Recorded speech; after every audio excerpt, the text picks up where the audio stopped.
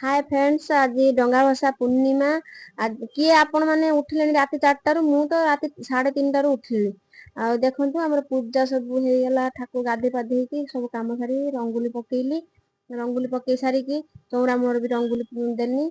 आउ होची देकी ठाकुर पूजा सारी पुओ तार उठिला। उठिकी डंगा भसेइबो। देखंतु हमर होची साळंदी नदी। साळंदी नदीर डंगा भसा हबो।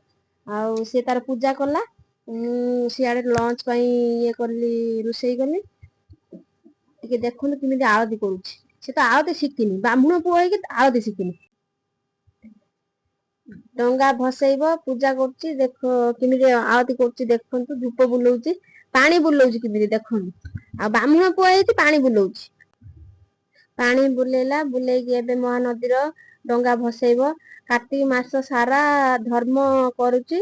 ଗୋଟେ ଦିନ ସକାଳୁ ଡେଲି ଉଠି ଗାଧାଏ, କିନ୍ତୁ ଆଜି ବହୁତ ଅନ୍ଧାର ମାନେ ରାତି ପାଇନି ଉଠିକି ଡଙ୍ଗା ଭସେଇଲାଣି।